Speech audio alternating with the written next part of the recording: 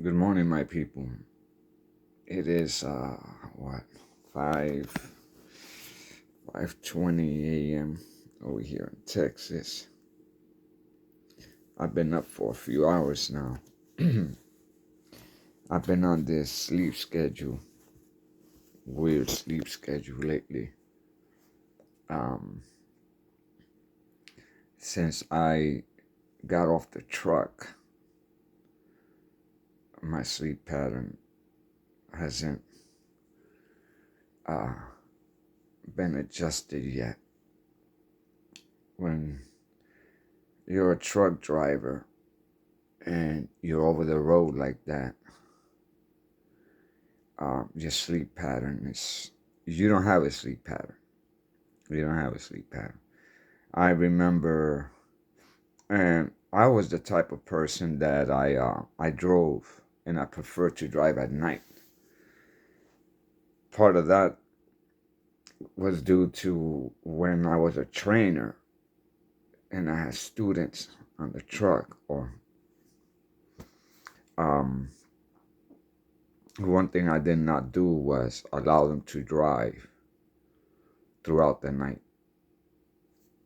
I always did that because I trusted myself. Um, they would drive at night. They wouldn't drive throughout the night. I would normally start them off in the days, and as time went by, then they would be driving at 8 o'clock at night, 9 o'clock at night, like that. Eventually, they would drive, say, to like 11 o'clock at night. Then I would take over till 8, 9, 10 o'clock in the morning.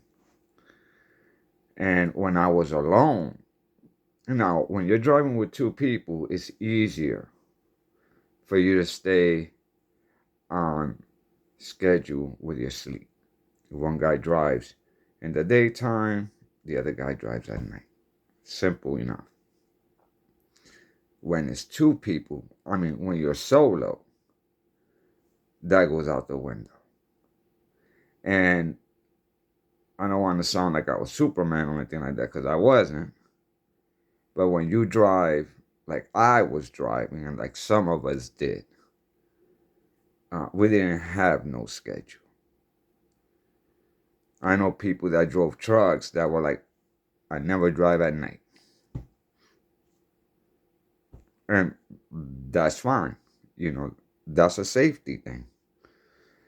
I was the type that I could start the week off driving at night. So when I come out of home time, I make sure my time that I pick up the load, say at 7 o'clock at night, and I take off. But 3 days later, I'm starting my day in the daytime. Believe you me, in the beginning, it was difficult just to become accustomed to that. But through years, you just do. It normally would take me one day before my body would adjust. There's other tricks involved, naps, etc. But yeah, I did that for just 10.5 years. And now I've been off the truck, 7 months now, maybe? And sometimes I'll go 2 weeks where the normal sleep pattern, I get up at 7 in the morning. And then there's times where, like now, so. But I'm trying to stay within X amount of time, because what I've learned is that long videos, people just tune out. While I was on the truck, I listened to stuff that were for 2 or 3 hours as I sat there and drove down the road. I got into all sorts of stuff. I got into the drill scene, the political stuff. Oh, when I got into the trucking industry, I unfortunately was steeped into the political stuff. I could darn near drive throughout the whole US and name you the senators for sure back then at a very state, and name you governors, and name you a few of like the Congress people, the judges, those that were in the news, especially the political news. Oh, I was Steve. There's some of you out there that know, because of our debates and whatnot. Yeah, a lot of time behind that wheel.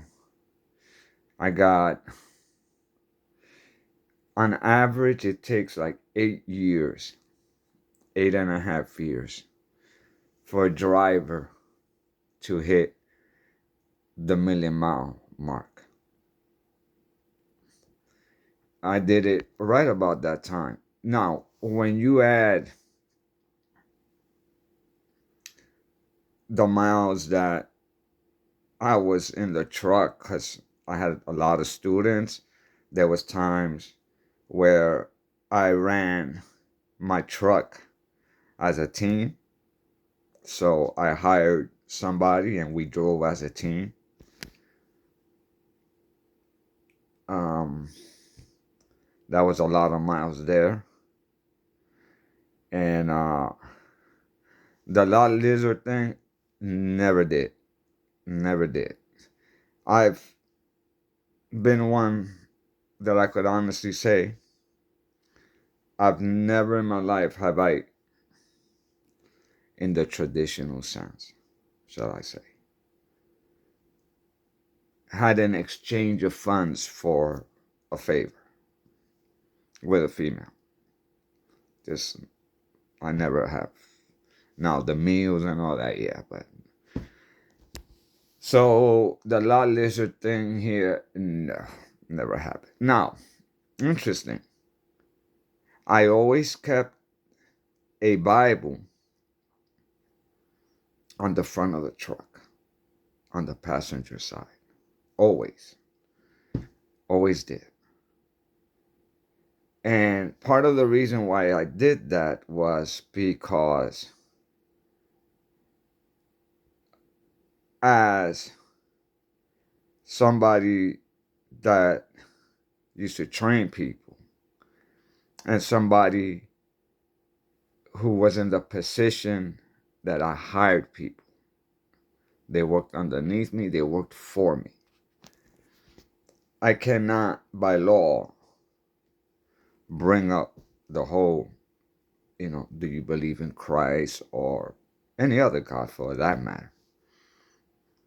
And I never did.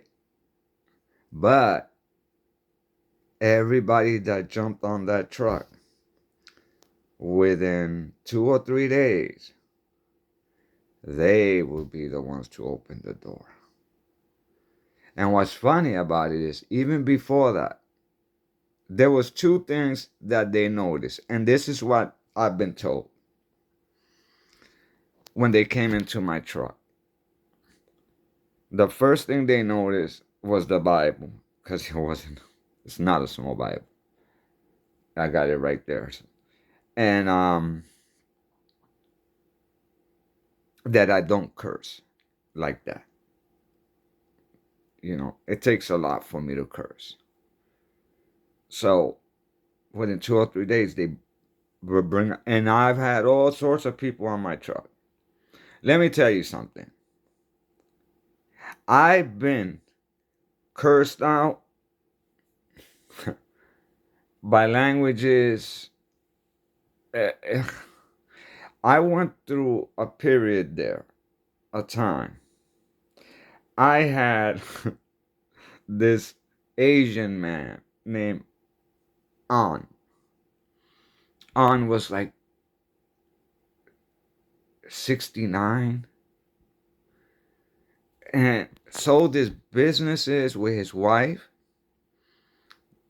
They're from Georgia, the Macon area. They own uh, bars, and they were successful. As to why he told me, etc. He couldn't speak English well, though he lived all that time and he opened up all those businesses. And he sold his businesses. Him and his wife went on a trip around the world. Finished the trip, come back home. Doesn't start to feel well. In his mind, he goes back to what people think. Oh, I'm getting sick because I'm not doing nothing. I gotta get out and work. He decides to become a trucker. Wow. Just real quick on. He he was going down the road. I was on the passenger side. The way it works, the first 2 weeks or so, you both sit there. So I have to sit by him. Okay? Just to make sure that everything's going well. We're going through, I want to say, we had just got by St. Louis. Anyway, it was daytime. We're driving along. I noticed there were signs. There was a construction site ahead of us. I'm sitting there. I look and I lean back. I look and I could see his speed. And I see the 45-mile-an-hour sign, and the curved sign is coming up. And I look and he's doing about 60. But, we still got some distance. And I'm thinking, okay. And I said, He said, yes, sir. I said, you're going to slow down anytime soon. He said, yeah. But he doesn't. Again, he barely speaks English. Anyway, to make the long story short, which is too late, I said, dude, the curve is coming up ahead. You have to slow down, on. You have to slow down. Now, on. Slam the brake. We make it past the curve. Now, don't forget, I saw the construction sign back there. I know there's a construction sign ahead. There's a site up ahead. He puts his foot down on the gas. I'm like, there's a construction sign ahead. Don't speed up. We get past that construction. Never mind you, that's 2 times back to back. And I said, did you not see the sign back there? Old boy told me no. I said, what? He said no. We pulled up at the rest area about 5 miles ahead. I told him, hey, pull up in here. We pulled up. I called my company. I told them this man has no business doing this. He's gonna hurt somebody one day out here. I didn't let him drive the truck again. We finished that load from there. We took a load to Georgia, and they got him off my truck.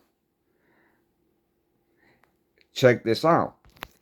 A year and a half later, that company, I ain't gonna say no names. After that happened, that I found this out, which I'm about to say, 2 things occurred. I stopped doing the trainer thing, and I quit. I was like, I can't do this with this company. Anyway, a year and a half later, I'm going down the road. My phone rings. Who is it? It's on. He tells me, hey, what's up? Da da da. He says to me, I need I'm trying to get a job. I said, doing what? He said, as a trucker. I said, as a trucker. He said, yeah, you know, because I just had an accident with this company. I said, you're driving? He said, yeah. I said, for who? And he mentioned it. And it was the company that I worked for, the one that I trained them at. And I was just like, I said, okay, let me call you back. And I hung up the phone and I was like, my God, they got that man out there. Like, no. I was like, yeah. Anyway, around that same period, there was a older gentleman from Iran. I got stories about him. Then I had this other dude from the Middle East also. He was from the Middle East. And they were like back to back. And I guarantee you, each one of them men, they cursed out the skinny Puerto Rican. They sure did. Mm-hmm. Well, I've cursed out the skinny Puerto Rican. So I don't blame them. Yeah. Anyway, you're going to hear some stories about the trucking industry. It's pretty, not a funny thing actually at the end of the day. But hey, guys, God bless. Have a great day. Hug and kiss on your loved ones. God bless.